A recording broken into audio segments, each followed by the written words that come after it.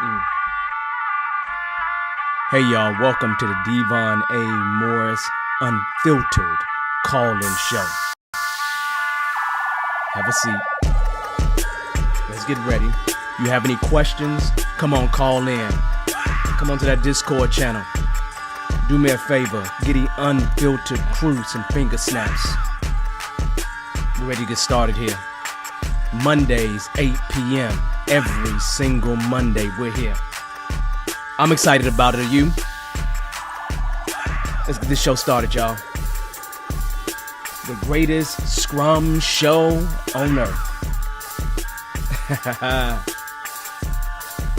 I'll see y'all soon.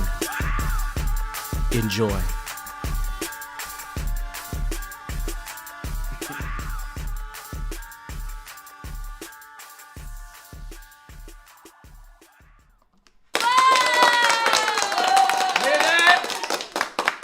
Another show today. Hello. How is everyone? Happy Monday. It's a great Monday. Always, any day above ground is always a good day. So welcome to the Unfiltered Call-In Show. I am your host, Devon Morris. Devon A. Morris, Unfiltered Call-In Show, where we're answering your questions about Scrum, Agile, entrepreneurship, all those kind of things. If you are not on YouTube or haven't joined us on YouTube, go over there and subscribe. Please go subscribe, right? Like and subscribe. If you're on LinkedIn, like. Just kind of thumbs up or do whatever kind of likes you can over there, right? On that note, we got a good topic today. We're actually talking about lack of leader involvement. Good topic, right? So we're going to cover lack of leader involvement, but what we normally do, what the classic agenda is. I'm going to talk to you a little bit about, kind of what's going on. And then we'll take about 10 to 15 minutes and jump into our topic. Around 8:15, 8:20, we will open the lines for you to actually call in. Now, if you don't understand how this show operates, it's really very simple. I'm going to drop a link in the chat right now. That link I'm dropping it on LinkedIn and on YouTube. And here's the deal. All you need to do is you can either call in. Well, you're not physically calling in, but you can call into the show. Or you can actually write your questions in the chat when that time comes a little bit later. I'll see them. I'll answer them. But just know anyone that calls in gets priority. And sometimes we take a long time with those calls. Other times we don't. If we got time to answer them, I'll try my best to answer every single question. Just know, any questions you have about Scrum, Agile, entrepreneurship, building a business, just those kind of topics. Let's see what's going on. Oh man, it's been a busy time, right? I just wrapped up another quarter, my second quarter of this whole PhD kind of program. Just wrapped up my second quarter. It was a solid quarter. And then the past 4 days was a residency where you kind of come together, right? So just completed that. So completed the quarter, completed the residency. Everything went good this semester. Everything went good, I don't have anything to complain about. It was not, I'm getting used to the cadence. Let's just put it that way. I'm getting used to the cadence of kind of being there and showing up and doing what I need to do. So I'm having a little bit of fun with it. I'm learning a lot of good stuff, which actually I apply to this program as well as my coaching and training. On that note, I have a CSM class coming this weekend. We got a big one. Yeah, we got a big one. Next week, I got a CSPO. We starting early in the morning, like really early. I got to get up like 7 Central to actually do this particular class. But it's half days for 4 days, so that's next week. And then next month, we have CSPOs as well. I'm going to be scheduling some advanced classes probably for July, August time frame for those people who are interested in the Scrum Master or the product owner version of the CSP, and we'll do advanced classes around that time as well. Other kind of classes that are coming, there's going to be a program started up where we're helping people to become better coaches, better agile coaches, teaching you all the tricks, and you come and you kind of join us and you'll see that, right? So just know We plan to start a cohort in June. So just know in June, a cohort is coming, and you'll hear more about that, right? And there's many other things that I'm going to start. Fate Masters is coming as well. So, I mean, there's tons and tons of things going on in life, right? Personally, all my kids are good. You know, I just don't have anything to complain about. So, you know, let's start with our little conversation, okay? Leaders. Leaders are extremely important to every single agile movement. I was actually having a conversation. Now, you might see me looking over here or looking over there. I'm just looking at things or pieces of data that I need to grab hold to. But it's interesting. I was having a conversation in this little PhD program where someone was saying it's impossible to really, have success if you don't have leaders involved, which I do not believe that is true, right? Do I think you can can you be successful without leader involvement? Yeah, I think you can, right?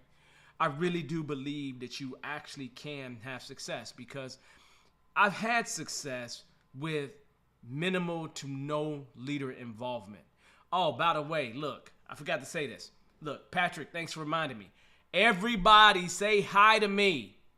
Look, I don't want to feel like I'm here by myself.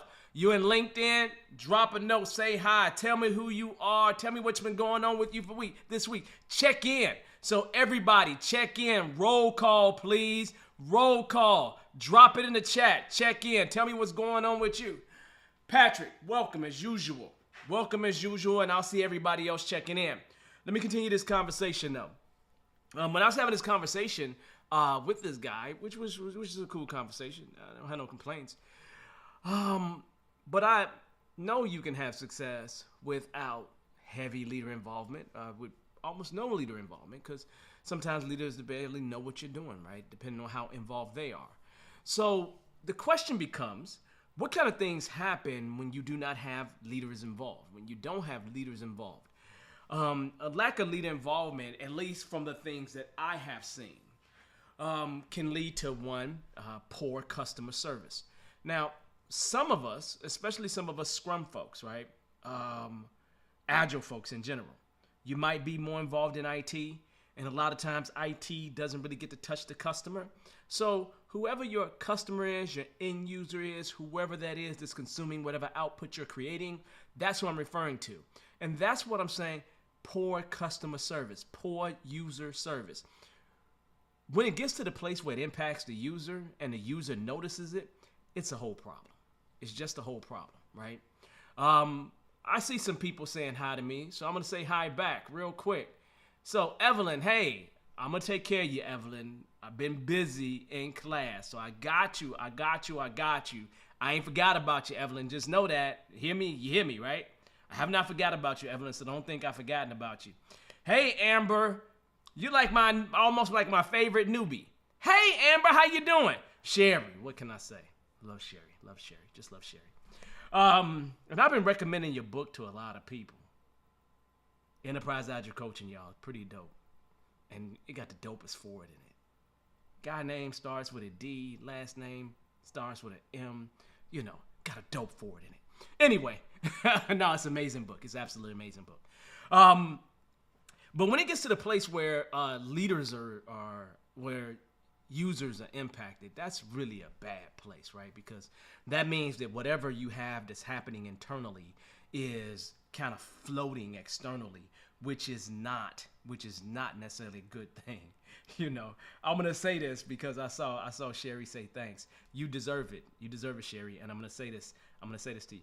Oh, you from Dallas Fort Worth, Amber? DFW taking over, right? DFW taking over. But I'm gonna tell you a secret, Sherry. This is rude. I'm gonna say this though. Like, I only say you the only one that wrote the book. Like, literally. I'm sorry. It's just truth. That's the way I feel. I'm sorry. I'm not trying to disregard anybody, but I literally be thinking to myself, you the only one that wrote the book. I'm just telling you. Your name come up first on Amazon anyway. I love Sherry. All right, so that being said, let's continue. Let's continue. Obviously, when you have leaders that are not as engaged or involved, it can lead to issues with your culture. Cultural issues are big. Lots of things come into that, right? And so it's just one of those things that can happen. A dip in morale, or maybe a complete crash in terms of morale, can be another huge problem, right? When leaders aren't really engaged or involved, we can go as far as saying productivity. We can go as far as saying attrition or people leaving. It's just lots and lots and lots and lots of things that can happen when you actually have leaders that aren't truly engaged or involved, right? And so it's one of those things that we can do as coaches. And again, if you're coaching somebody, you probably should be partnering with them. You ain't trying to drag people, right? I mean, it should be more of a partnership. If you haven't learned that, go to some class to learn it. But the idea is this, right? We can help our leaders develop their skills, right?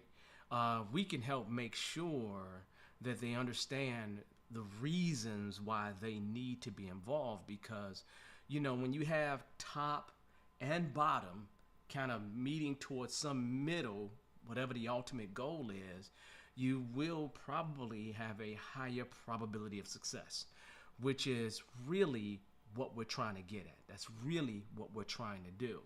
And so when I start thinking about it, there are core leadership skills that probably need to be developed, right? When I think about things, first of all, I'm going to say relationship building, right? Every leader isn't the greatest of leaders. So helping them to learn how to utilize what I'm going to call the leader-member exchange, LMX theory, right? Where people actually, leaders have various relationships with different people that exist within their organizations. Obviously, if they have a closer, deeper relationship, those are people that they probably will do more things for. And so that leader, member, or, supervisor, subordinate, leader, employee, but I just called it leader, member. That relationship, that exchange is extremely important. We could take it a little bit further than that. Some leaders are not empowered. Because you might be dealing with leaders that aren't at the very top. They could be somewhere in the middle in terms of, mid-level management, right? And some of them just aren't as empowered to do whatever it is that needs to be done. Even though they may have been given the charge to move forward, we may want to figure out if there's a way we can help them be better positioned, especially if we have that kind of power. I don't know what level of the organization you're working in. If you are working at as a scrum master at the most base level, this may not be something that you could do. But checking to see if that leader is empowered, is trying to help that leader become more empowered to be able to do what we need to do, is really important. Some leaders need to develop or need to be more accountable and be able to take ownership. Some leaders don't know how to do that. Change management can be a struggle for leaders. So maybe we can help them develop in that area. Communication is another one of those things. Communication is probably a big one, because how people communicate, how people exchange is extremely important when it comes to building a leader's skill set. So helping them in that arena would be another plus. Negotiation and conflict resolution, right? Leaders are people, right?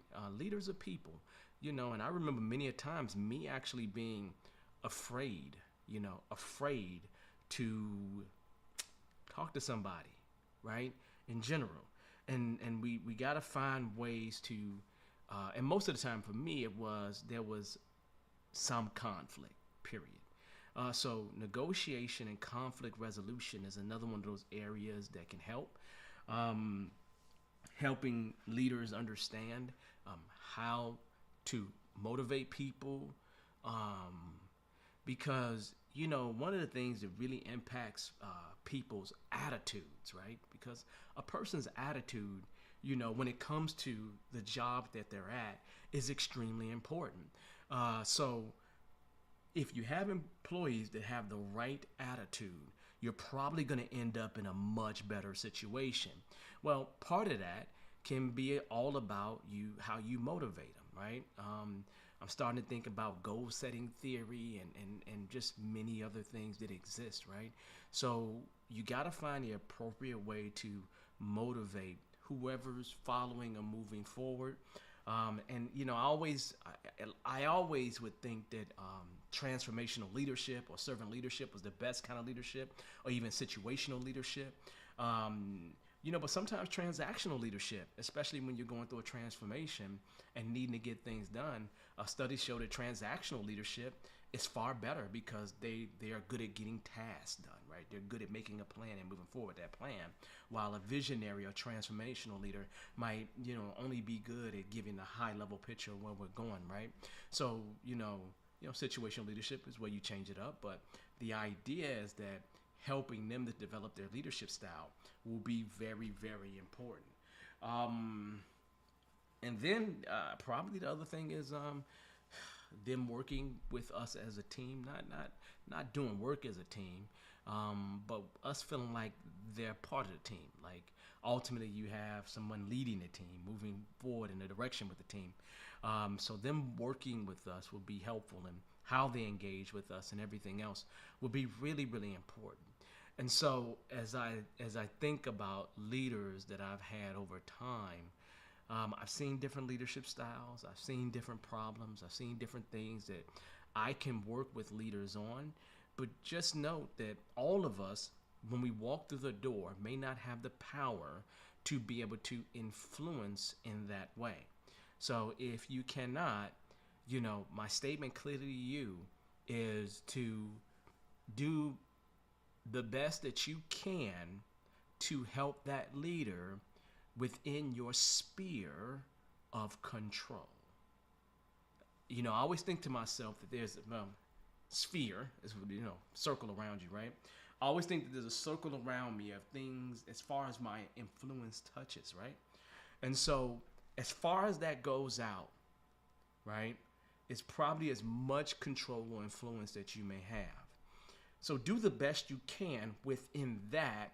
If you cannot have that direct access or partner with them, or they're not listening to you, if you go around and you deliver and do the best thing you can within your sphere, you're probably going to set yourself up for success. Early on, I would always do everything to make my higher ups look good. And what that would always do is position them politically to be more empowered, to get more of a kingdom. And they would always want to pull me along with them because they know I was going to make sure that they look good. And that obviously expanded my power as they gained more power, right? Or my influence as they gain more power. So just work within your sphere if that's all you really can do, because I don't want you walking in the doors and getting yourself walked out the door immediately. It's not the name of the game. It's good to get the experience that you need to get. So please understand and know that.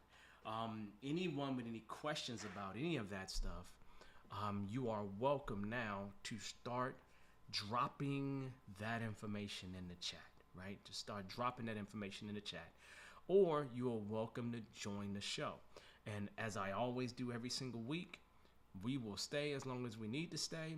If we leave early, we leave early. I'm good with that too, because I don't expect people to always have questions every single week. So that being said, we're going to open the lines up now. I'm going to make sure that the call is ready to go. I'm going to drop in the chat one more time the actual link for if you decide to join us, please do, but utilize the link that I'm dropping in the chat now. Okay. It's one of those things in terms of leadership. I really, if I think back toward my beginning, obviously, toward my beginning, I didn't have a lot of influence, except when it comes to um, dealing directly with my supervisor. And sometimes that supervisor wasn't that interested in this whole agile scrum thing, and I'm kind of methodology or method agnostic. So whatever works under that space, I'm good with. But I remember when I didn't have that influence, I just really would shut my mouth and just go and dig deep and make sure that I was having some level of success, or if we weren't being extremely successful, we always had some things that we were actively working on to improve.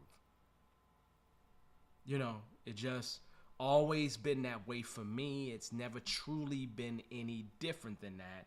And I wouldn't expect it to be too much different for you either, right? And so I kind of think that way, that the biggest thing that I can do is deliver on the ground, and then that's, winning, as they say, takes care of everything. But the truth is, it don't take care of everything. The underlying issues are still there. You just tend to ignore them because you're winning, right? So sooner or later, you want to deal with those issues regardless. But I know if I'm winning, they don't blame the process per se, and they give it an opportunity to at least, go its turn, and then just kind of go from there. So really, really super important. In terms of leaders, probably what I will be studying in the next little bit of time, and I'll start bringing some of this stuff to you all, is more around theories related to leadership, and really seeing and really finding evidence on various types of leadership that works for different situations. It's like, I've always thrown transactional leadership under the bus. But, truth of the matter is, I see transactional leadership a lot in the military, right? I really do. Not that it's the only kind of leaders that exist, but some of the greatest generals have been transactional leaders, and we're talking about a situation where people can die, right? So it's not that transactional leadership doesn't work, but, people like to take these things and I guess poo-poo on them, right? And I'm always situational. Whatever works best for that situation is probably what I'm thinking we should utilize, right? A lot of people I know are similar or the same in terms of their thoughts. So making sure that you help the leader in the best way that they can. Some leaders don't want to listen. Some leaders aren't interested in talking to, somebody that's a subordinate, or they haven't hired to be in that position. And if that's you, it's okay. It's okay. Just do the best that you can for where you're at, right? And then that time will come where you will be able to influence leaders, hopefully across the organization. And if you can do that and you got the right kind of access, then you win. Winner, chicken dinner, right? So super duper extra important. Okay, so I see that we are starting to get questions. So once again, you are welcome to drop your question in the chat, or you can join me on the show. And as I always say, show guests will take priority whenever they come in. So let me go ahead and go to the chat and let's have a little conversation. As soon as I can find my little cursor, my cursor has lost itself, right? So let me go to the chat and take a look here. I see Amber has said something. I'm going to throw it on the screen. She got a few questions today. Let's take them piece by piece, and hopefully this is helpful for everyone. But again, if you have a question, please just drop it in the chat or join the show. Let's start with the conversation, right? So Amber says, what is your take on managers joining the retro? I think it causes a problem. Okay. Have I seen a manager join the retro and it not be the biggest of issues? Yes. In general, though, I have seen that a lot of times it just doesn't work out if a manager joins the retro, because it's like what we would call an elephant in the room, right? And I will tell you a situation that happened to me that was unique. I remember being in a situation where, you had a manager that was really close to the team, and the manager wanted to come, and we wasn't able to stop the manager from coming. And the manager showed up, and we only got through half of the information that we could have gotten through in an hour. So you think about what we would have done in 30 minutes, we can only get done in an hour because the manager was there. The manager wasn't a problem. They were just too helpful. So I normally see it where it's a problem, but I strictly remember a time where they were too helpful, and everything that really happened had to be repeated and explained, because the manager wasn't experiencing whatever that was. The team members were experiencing it, so every single detail did not have to be explained.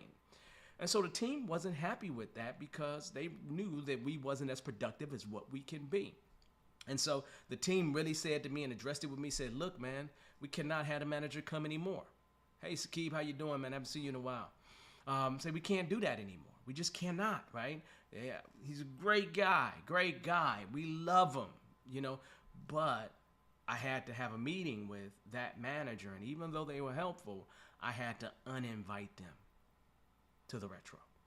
And, I remember doing it because it wasn't like it was a mean thing. It was just, do you trust your team? Do you have any trust in your team whatsoever?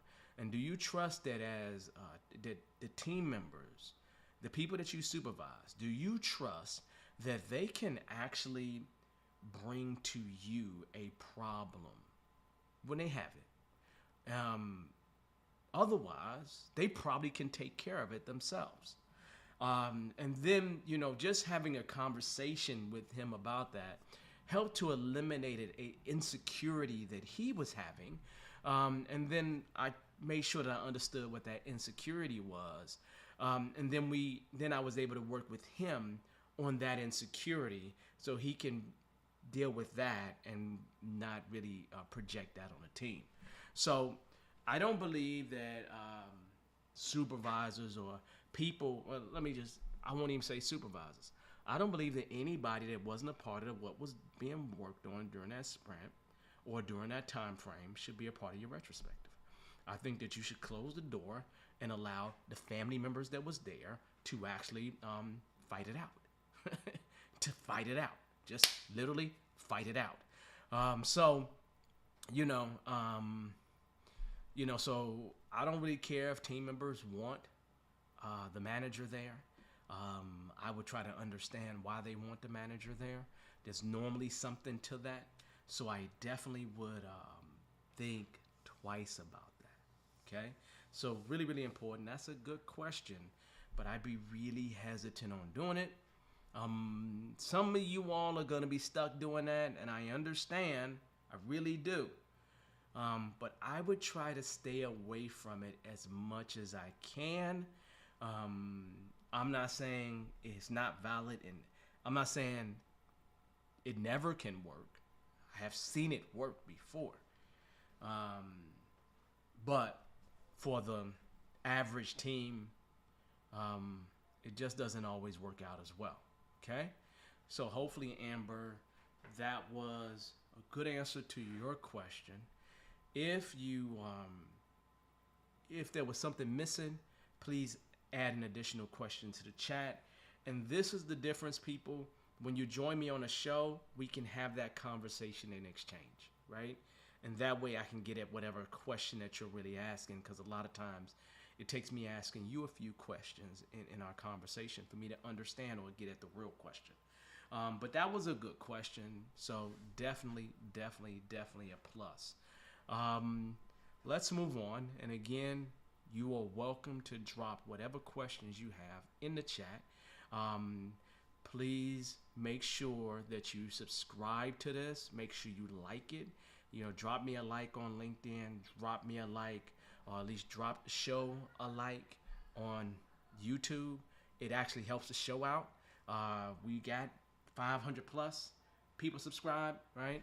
So we want to get to 1,000 by the end of the year for sure. So make sure you let other people know about this show, and you know, kind of the good things that we're doing here, because we're trying to just create a place where people can come, you know, and not be embarrassed about showing up and coming and getting their questions answered, right? So that's good. Not to mention, you know, this for some of you all can turn into Scrum education units. In some cases, maybe PDUs. So, you know, that's not something that I can give you, but look at your continuing education that's required of you and see if something like this qualifies, right? It may qualify. An hour spent here may be an hour that you can utilize for one of those great certifications that you're trying to recertify. So, that being said, let's continue. We have another question. This is my guy right here, man. I remember having you in class, so I hope you're doing well, Sakib. It's been a while since I seen you, definitely before the pandemic, but man, I know you was doing good stuff, man, good stuff. So we're gonna have to chat, man, and you're gonna have to join the show. That's what you're gonna have to do, so I can figure out how you're doing and how's it going. And this show doesn't have to always be about, you know, problems. We can actually check in with each other. That would be nice, and I would love for you to come on the show and check in. Just check in, Sakib. So please make sure you do that one day. You don't have to be today, but make sure you do that one day. So this one that says LinkedIn user, that's Sakib right there. So how would you deal with a product owner who is trying to be a leader for the team, but coming off very aggressive and demanding? Also, this PO doesn't listen very well, not always trying to understand the work. Well, here's a couple angles to take. The first thing I would do, Sakib, is just have a one-on-one conversation. So literally, I would have a one-on-one conversation to start it off. Now, why am I saying to just start it off with I'm making an assumption that you've done this, right? So, and that could be a bad assumption on my part. But I would start off with a one-on-one conversation and really point out to them what their behaviors are, and how their behaviors are being perceived, right? And I would try to understand active listening here, okay? Hear what I'm saying? Active listening. I would try to understand truly why they are being so demanding, because it could be that is a behavior that they're displaying because of something that's happening to them. I have always found that most people are good people. Most people are reasonable people, especially when they understand how their behaviors are impacting other people. Now, I get that there's people who are a whole problem, and we may have to address that in a different way. But I would have a one-on-one with them and try to really understand what's going on. Because if I can understand what's going on, and I got to sneeze, y'all. Hold on, let's see. Whew. Oh, didn't happen. So if I sneeze all of a sudden, because I don't even know I'm over like, how do I mute myself? I got to make sure I mute myself. So if I just mute myself all of a sudden, just know that's happening, right? So that being said, that's a good thing. And here's the great thing about the show, because we are getting interrupted by a person that's calling in. So how about I go ahead and just do that, because this is one of my guys right here. Hey, man. How you doing? Hey, Devon, how's it going? Man, I'm good, man. I'm looking at all that hair that you don't have. Hopefully that's by choice, because we all get a little bit older, right? Yeah, man. No, it's been a long time, huh? That's true, man. I like that little NASA sign you got in the back there, man. I have a Thanks, daughter. thanks. I got a daughter up in Chicago, and a cousin that really loves the daughter that I have, right? And so, you know, one day we got together, and they both was wearing NASA shirts, right? The same exact NASA shirt, and didn't plan it. So obviously they like that kind of stuff, man. So you had put out the question, right? So let's talk about your Yeah. question first, and then I just want you to tell me how you doing, man. Is that cool? Yeah, yeah. Perfectly So cool, man. go ahead. Just for anyone that's listening, Devon was my first kind of exposure to Scrum. This was about 3.5 years ago, probably a little bit more than that. But man, Devon, I was new at that time. He told me something that I never forgot. I asked him, "Hey, Devon, at the end of the class, how can I be a Scrum Master?" He said, "Man, someone's gonna be stupid enough to hire you." So someone was, and yeah, I've been a Scrum Master ever since. So Good. And you're enjoying it, yeah. right? Oh yeah, I'm loving it.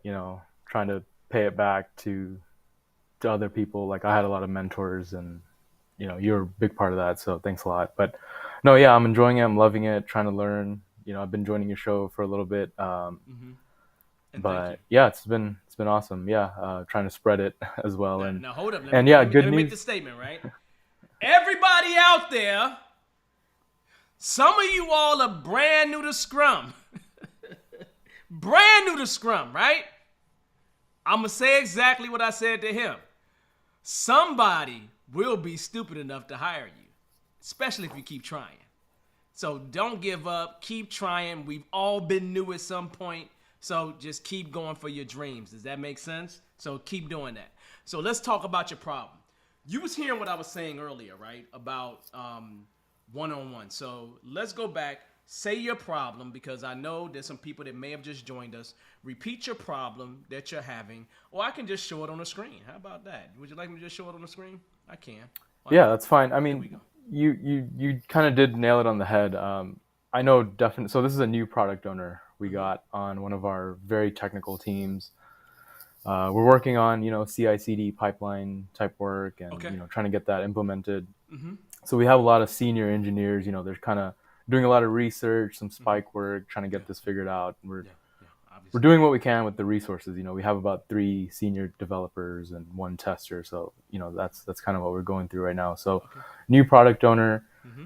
you definitely called it. I know for a fact that he has some pressure on him Mm-hmm. from product management, because Mm-hmm. they've been a little bit frustrated that they're not able to understand this highly technical work Mm.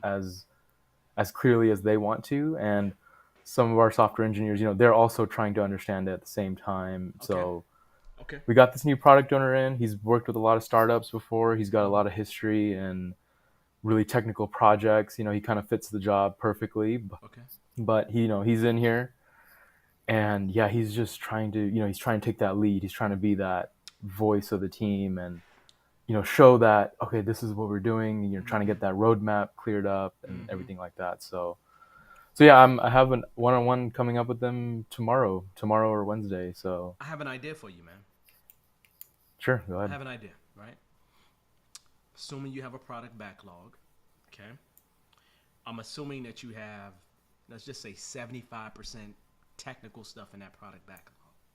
Yep. But you probably have 25% stuff, or maybe even less, stuff that's not necessarily technical like that. Okay? Mhm. Is that an accurate statement? Yeah, I would say even probably like 80% technical, 80% something like technical, that. 20. Yeah, Okay, very, so yeah, very here's what I technical. would say to you, right? In that 20% that's not technical, I'm going to assume that there's some return on investment in there. Does that make sense? That there's some return on investment that you can get by implementing those things. What I would say to you is I would have a conversation with the product owner. Have the first conversation we talked about. But here's your second conversation. Is there a way that we can take these epics, these big requirements, and split them in a way to find the 80-20 sweet spot?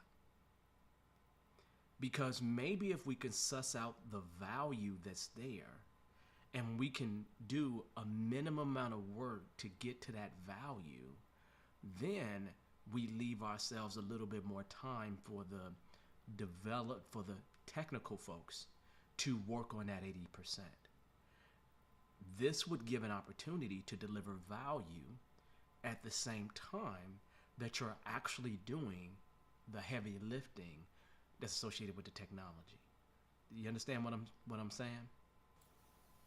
Yeah, try to maybe incorporate some of that deliverable Yeah. earlier on, huh? But just think to yourself, could you carve out some stuff that's valuable, some stuff that brings return on investment, right? Just think, just hold up, just think with me for a second, right? When we start thinking about value, value comes from like market sources, capability building, risk reduction. A lot of what your technical folks doing right now is risk reduction and capability building. That's what they're doing. But what your product owner wants is something that's market driven, more than likely, that's going to have an impact on one or many users. So you got these different things that you know you're going to have value. You can ultimately define the value of the technical stuff, but your product owner doesn't care and the business doesn't care. The question is, can you suss out or find the value that is market driven? Because what that boils down to is they want to see the ability to have more revenue or maybe more capabilities being built into the system, or they want to retain customers, or they want to acquire customers. They want to do something. So if you really go in and start looking at this from a much bigger level and saying to yourself, hey, we have a product here. We really have a product here, and our product is great and amazing. And we have a situation where we understand what the vision is. We understand an idea of the roadmap. We look at the pieces of that roadmap that turns into releases.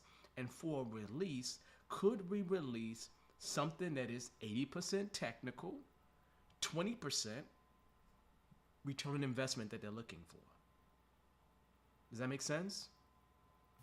Yeah, yeah, makes sense. So it gives them something.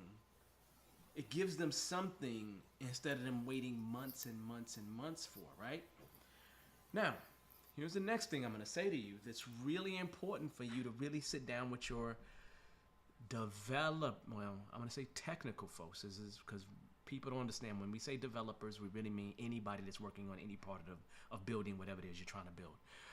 But I need you to really get with them, and I need you to start diving more into some of the concepts related to extreme programming.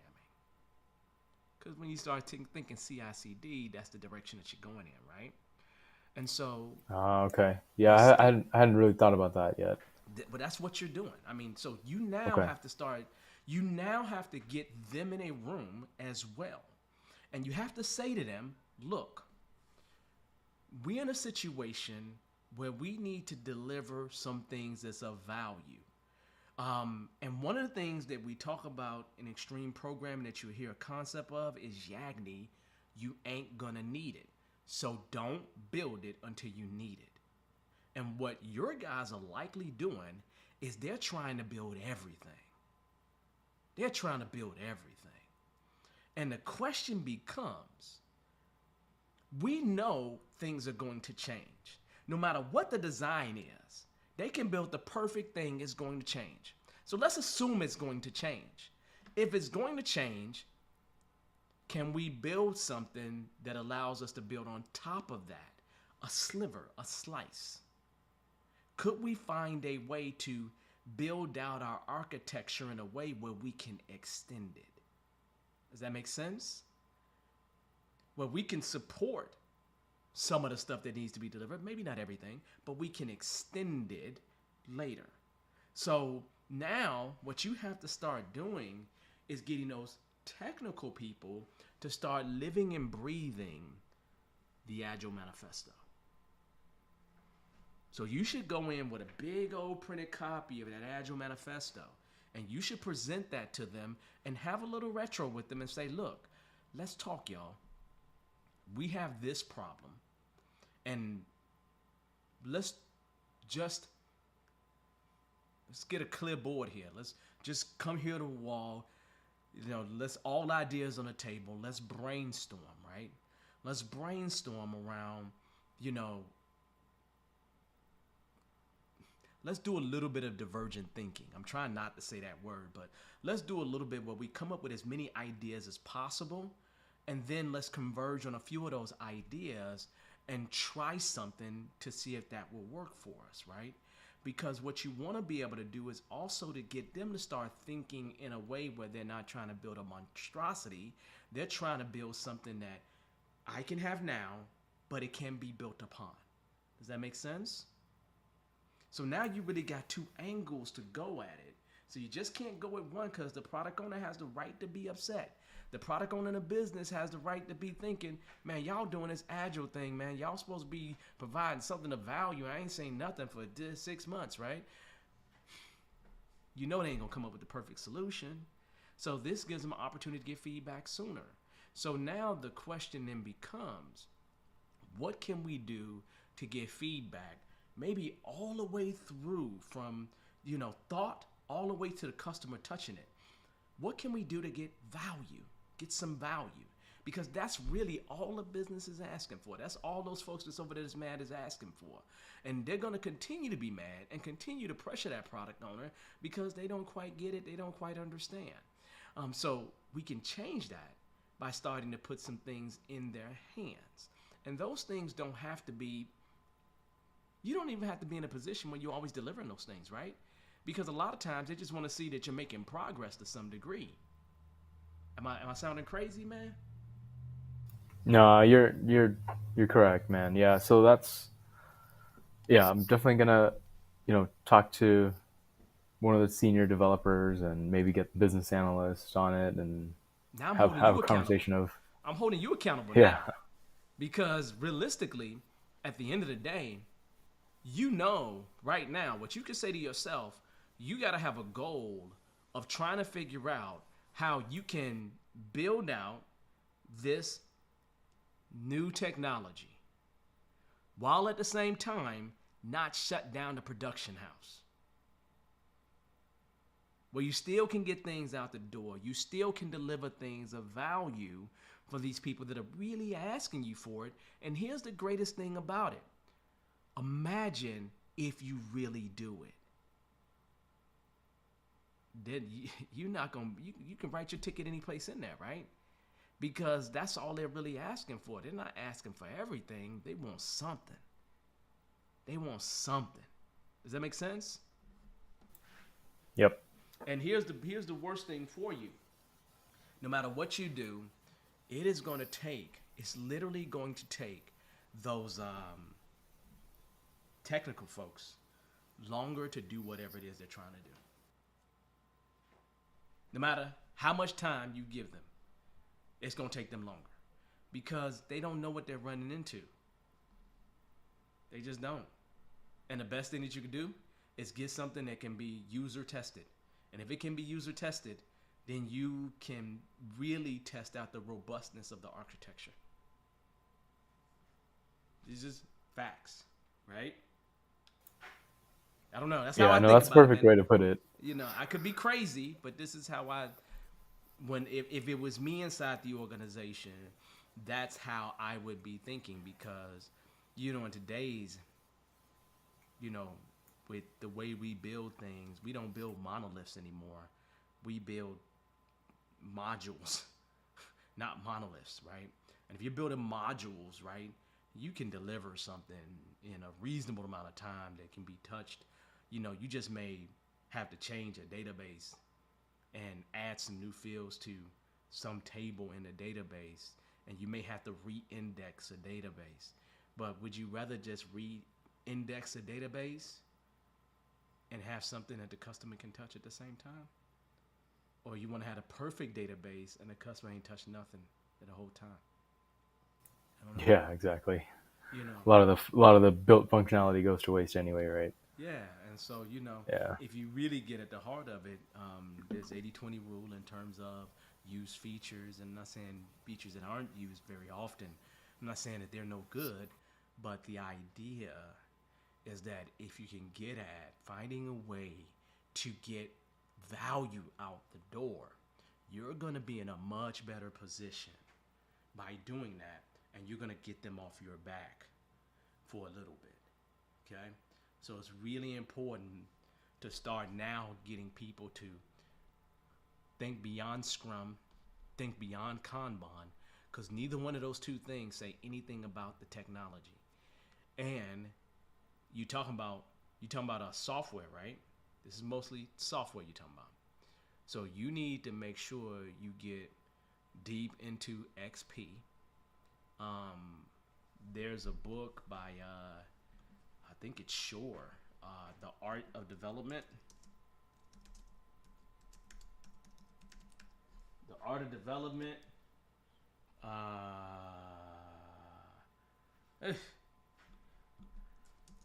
Let me see. I'm over looking it up real quick.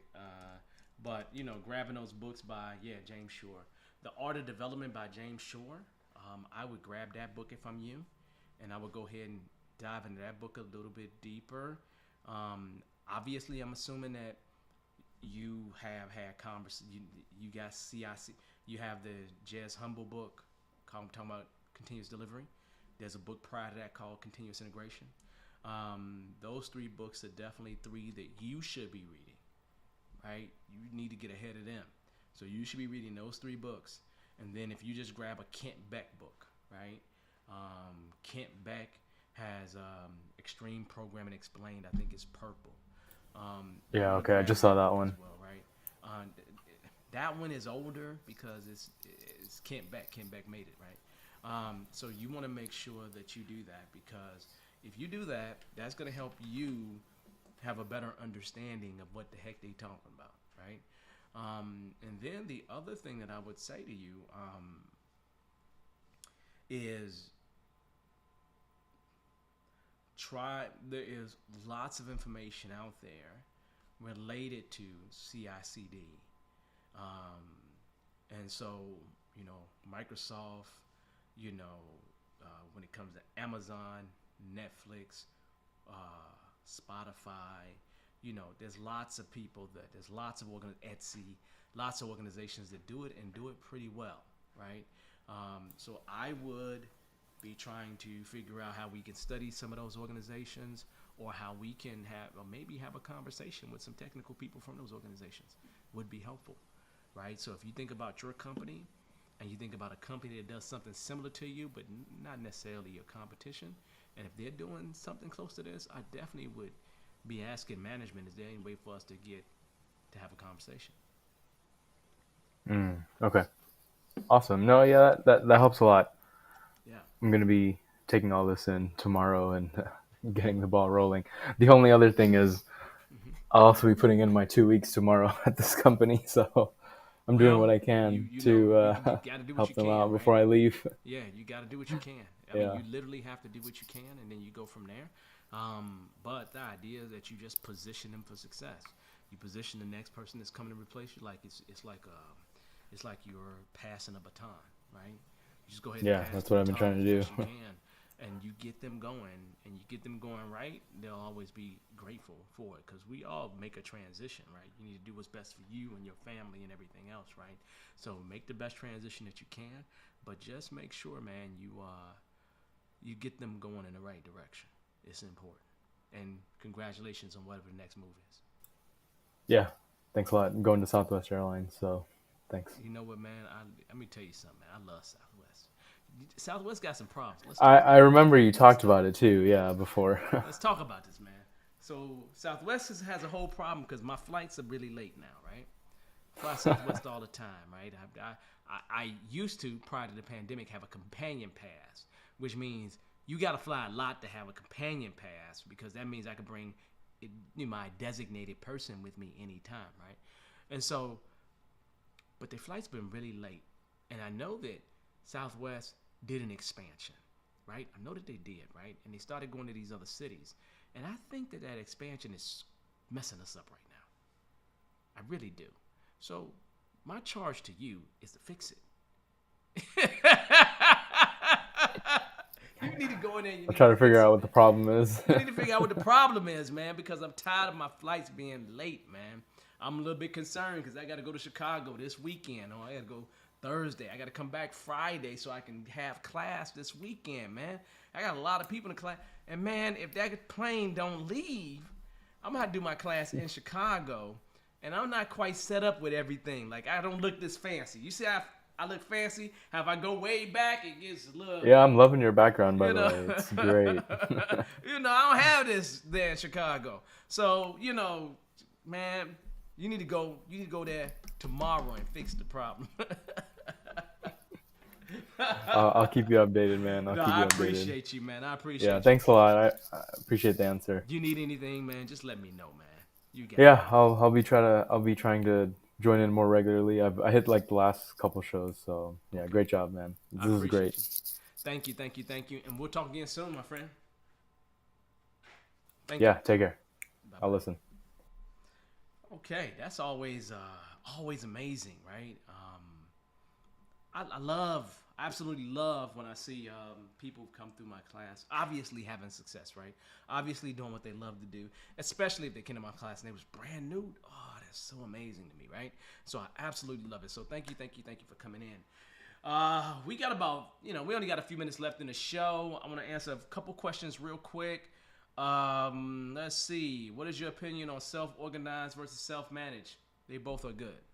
There's nothing wrong with either one of them, right? They mean very different things. But the idea is they're both good. There's nothing wrong with either one of them. So I wouldn't, it's like half a dozen eggs here, half a dozen here. Is the glass half empty or half full? It's that kind of thing. So I don't have no real opinion on self-organized versus self-managed. If you can get a team to be either one of those things, you're moving in the right direction. If you can get a team to be both of them, you're definitely moving in the right direction. And then I would throw some other adjectives in there that you can maybe help the team do. So I don't think it's an either or. I don't think it's a versus. I think they can complement each other very well, even though they have some overlap. Okay. So Amber, that was a good question. Let's see. Last but not least, can I put these books in the chat? Man, I don't have time to put them in the chat, man. The first one is The Art of Development by James Shore, right? So I'll just drop that one in the chat. I'll drop that one in the chat for you. Somebody should be helping me do this. Nah, I'm just joking. Y'all don't have to help me do it. I always got it covered. You know what I'm saying? It's no big deal. So that one, and let me do it over here too. And then I'm gonna say, extreme programming explain. I don't think you need that one. The other one is continuous delivery. I may spell this wrong, but let me just write it over here. Continuous delivery would be the other one that I mentioned that you definitely should read. And the one is continuous integration. So those two are definitely them. And I'm gonna grab this and make sure that I'm down with the program. I'll go ahead and just copy that. Continuous delivery. It's by Jazz Humble and another guy, but I don't remember the other guy's name, to be truthful. I just don't. So I dropped that one in the chat. I dropped it on LinkedIn as well. Continuous delivery. There's another one called continuous integration that was written before that one. If I had to read between the two, I'd probably go continuous delivery, right? And then, the other one would be extreme programming explained. But again, if you got the art of software development, you read the extreme programming explained. You read that one because you want to get the original knowledge, right? Because it's a little bit dated. And there's probably some better books out here than these, but these are my go-tos to some degree. And so you actually have those books now. So I dropped them in the chat for you, at least the 3 that I did mention. I just have physical copies of these books. I think that you should have books if they're digital, whatever it is. You should always want to learn from other people's knowledge, right? And let them make all the mistakes and you build upon them. You extend their knowledge, right? So I definitely would recommend that you take a read and read those books. I tried to have a book club at one point, but nobody was interested because normally I read a book a month. Well, I was reading a book related to Agile a month because that's my profession. Yeah, it's Jazz. It's Jez, not Jazz. Jez. So it's Jazz Humble. Yeah, Jazz Humble worked at ThoughtWorks, right? So anyway, so yeah, it's Jazz Humble. G-E-J-E-Z. Humble like humble. So anyway, I think we are good. I don't see any other big questions in either one of the chats. So look, y'all, this has been a pleasure like it always is. Do me a favor, drop a like, give me a thumbs up in that chat. Here's the deal. Make sure you subscribe, you like this. Pass it on to other people. I'm trying to make sure we get to 1,000 people by the end of the year. We're here every Monday at 8. Next week, everybody, we're going to be talking about bad practices. I'm going to bring you about 3 or 4, maybe even 5 bad practices, and we're going to talk about bad practices. Memorial Day is coming up, and we're going to talk next week to see if we're going to run on Memorial Day. I'm ready to run on Memorial Day. I really am. I'm really, truly want to run on Memorial Day. But we may not. But I want to. Because I think we should always get together. But we'll talk about that next week. But next week, going to be bad practices. That will be our topic. So I'm going to say, hey, thank you, Patrick. Thank you, Jermaine. Thank you, Amber. Thank you, Sherry. Thank you, Evelyn. Thanks, Keith, for coming on.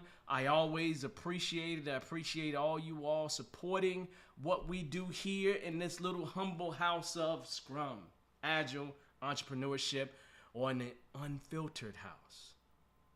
On that note, I'm going to say thank you, everyone. I appreciate you joining once again. We'll be back here next week, 8 p.m., talking about bad practices. You enjoy the rest of your night, morning, whatever it is, wherever you are. Peace. I'll see you later.